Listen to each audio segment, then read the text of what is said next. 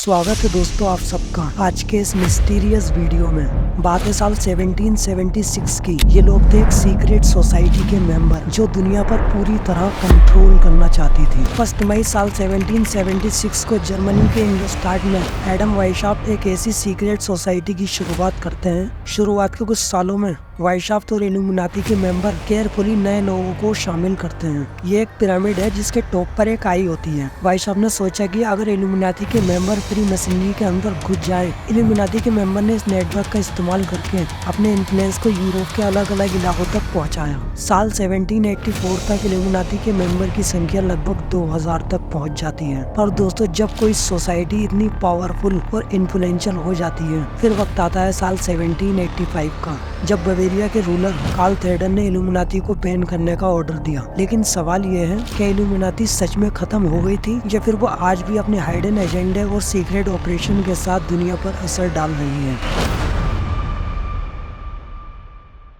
ये सवाल आज भी एक मिस्ट्री बना हुआ है। कुछ थ्योरीज कहती हैं सेलिब्रिटीज और पॉलिटिशियंस इल्यूमिनाटी के मेंबर होते हैं और उनका इन्फ्लुएंस पब्लिक ओपिनियन और कल्चरल ट्रेंड्स पर होता है। जैसे बियोंसे के बारे में कहा जाता है कि ये इल्यूमिनाटी की मेंबर है, क्योंकि बियोंसे के म्यूजिक वीडियो में इल्यूमिनाटी सिंबल जैसे कि पिरामिड्स, आई ऑफ प्रोविडेंस और हैंड साइन देखे गए हैं। इनके अलावा बराक ओबामा, क्योंकि बराक ओबामा की पॉलिटिकल स्पीचेस में इल्यूमिनाटी के सिंबल जैसा कुछ इमेजरी देखा गया है। ओबामा की स्पीचेस में ओके हैंड साइन को इल्यूमिनाटी सिंबल से जोड़ा गया है। ये भी कहा जाता है कि ओबामा का रूल ग्लोबल पॉलिटिक्स और इकोनॉमिक्स पर इल्यूमिनाटी का कंट्रोल एस्टेब्लिश करने के लिए था। इनके अलावा Donald Trump, Kanye West, Lady Gaga, Miley Cyrus और एंजेलिना जोली ये कंस्पिरेसी थ्योरी इन सेलिब्रिटीज और पॉलिटिशियंस के सिंबल, जेस्चर और पब्लिक अपीयरेंसेस को इल्यूमिनाटी के सिंबल और हाइडन मैसेज से जोड़ने की कोशिश करते हैं।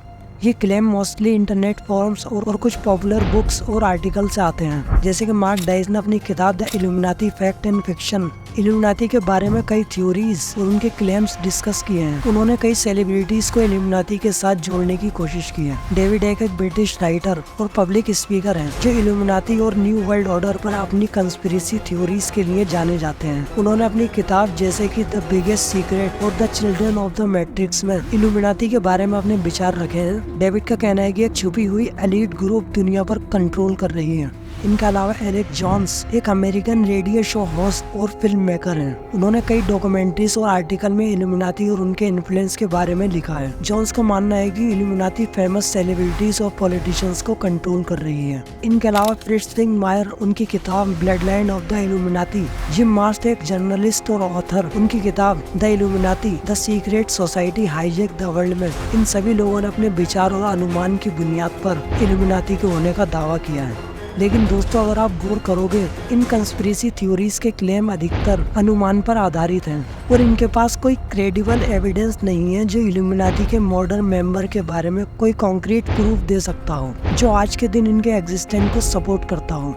बल्कि कई स्कॉलर्स और एक्सपर्ट ने इन क्लेम्स को डिस्क्रेडिट करते हुए कहा है कि ये सब बातें काल्पनिक हैं। जैसे कि माइकल बार्कन ने अपनी किताब ए कल्चर ऑफ कंस्पिरेसी में इल्यूमिनाटी थ्योरीज को अनफाउंडेड और अनवेरिफाइड क्लेम के रूप में रिजेक्ट करते हैं। ये कहते हैं कि अधिकतर गुप्त समूह के बारे में क्लेम काल्पनिक हैं। इनके अलावा Richard Hofstadter the paranoid style in American politics में कहते हैं कई बार लोगों की आशंकाएं और डर की वजह से ऐसे क्लेम निकल करके आते हैं। इनके अलावा डेनियल पाइफ ने अपनी किताब conspiracy how the paranoid style conspiracy theory और उनके प्रभाव के बारे में लिखा है और वो इल्यूमिनाटी थ्योरी को भी डिस्क्रेडिट करते हैं। इनके अलावा रॉब ब्रदरटन अपनी किताब suspicious mind why believe conspiracy theory में समझाते हैं कि लोगों के दिमाग किस तरह से कंस्पिरेसी थ्योरी को एक्सेप्ट करते हैं। पहली बात, रॉब ब्रदरटन कहते हैं लोगों के दिमाग नेचुरली पैटर्न को देखने और पहचानने के लिए बने होते हैं, चाहे वो एग्जिस्ट करें या ना करें। जब लोग किसी रैंडम या कॉम्प्लेक्स सिचुएशन में पैटर्न देखते हैं, वो कंस्पिरेसी थ्योरी को एक्सेप्ट करने लगते हैं। दूसरी बात, वो कहते हैं इंसान अक्सर किसी भी इवेंट या फिनोमेना के पीछे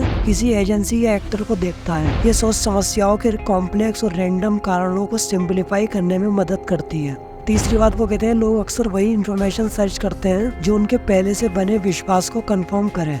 और जो इन्फॉर्मेशन उनकी सोच के खिलाफ होती है उसे वो इग्नोर करते हैं। वर्दर्टन कहते हैं कि ये बेस कंस्पिरेसी थ्योरी को और मजबूत बनाता है। चौथी बात वो कहते हैं कि लोग मानते हैं कि बड़े इवेंट के पीछे बड़ी वजहें होती है, इसलिए जब भी कोई इवेंट होता है वो सोचते हैं कि उसके पीछे कोई बड़ी कंस्पिरेसी होगी। पांचवी बात वो कहते हैं कि लोग अक्सर अपने आसपास के लोगों से प्रभावित होते हैं। अगर उनके फ्रेंड्स और फैमिली मेंबर्स कंस्पिरेसी थ्योरी में विश्वास करते हैं तो वो भी इन विश्वासों को अडॉप्ट कर सकते हैं। इनके अलावा कैरिन एम डगलस एक सोशल साइकोलॉजिस्ट हैं। उन्होंने कई रिसर्च आर्टिकल में बताया है कि साइकोलॉजिकल और सोशल फैक्टर्स कंस्पिरेसी थ्योरीज के प्रचार को बढ़ाते हैं। उन्होंने इल्यूमिनाटी थ्योरी को भी समझाया है। इनके अलावा जोसेफ यूएस किंस्की अपनी किताब अमेरिकन कंस्पिरेसी थ्योरी में कंस्पिरेसी थ्योरीज को एनालाइज किया है और इल्यूमिनाटी के क्लेम को भी समझाने की कोशिश की है। कई सेलिब्रिटीज ने खुद पब्लिकली डिनाई किया है कि इल्यूमिनाटी से उनका कोई कनेक्शन नहीं है। फॉर एग्जाम्पल, बियोंसे ने कई बार मीडिया में इस बात को रिजेक्ट किया है कि उनका इल्यूमिनाटी से कोई कनेक्शन है। तो दोस्तों, जैसा हमने देखा, इल्यूमिनाटी के नाम पर बहुत सारी कहानियां और थ्योरीज हैं। हकीकत यह है कि इल्यूमिनाटी साल 1776 में शुरू हुई थी, मगर साल 1785 में उस पर बैन लगा दिया गया था। आपका इस बारे में क्या सोचना है दोस्तों? क्या आप मानते हैं इल्यूमिनाटी सच में आज भी मौजूद है? नीचे कमेंट में अपनी राय जरूर बताएं।